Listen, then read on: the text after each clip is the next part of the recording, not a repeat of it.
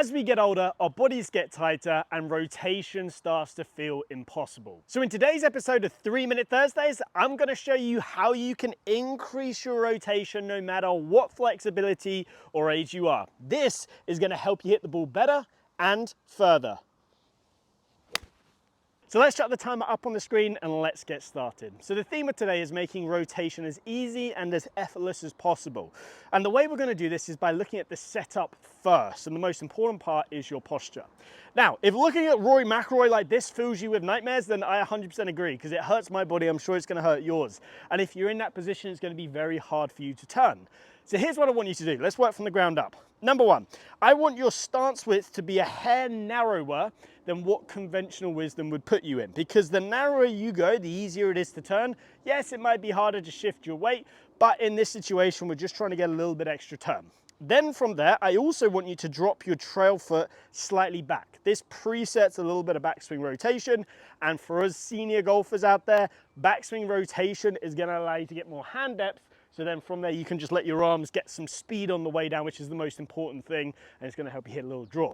Now from there, legs. We do not want too much knee bend. Let's reduce that amount of knee bend. So if I lock out my legs and I just uncrack them, that's the perfect amount, a subtle amount.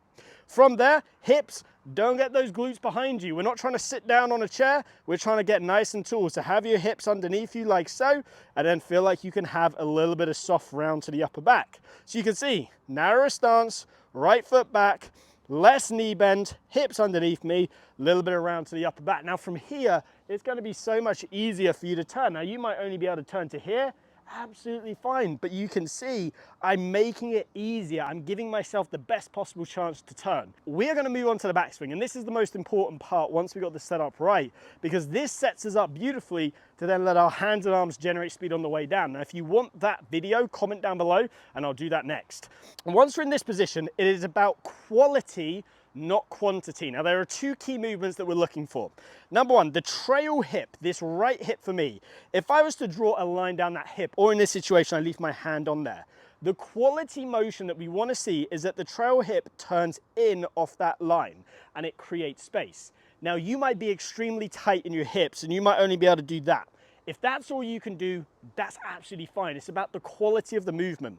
What I see so many senior golfers do is they work laterally, so their hand, they sort of push through that hand. From here, not only is this going to mess up your weight transfer, your low point, you're not also going to be able to turn. So here, create a little bit of space. The second key movement is, again, we're going to try and get this lead shoulder as we're doing that right hip to get as far behind the ball as we can. Now you might only be able to get it in line with the ball.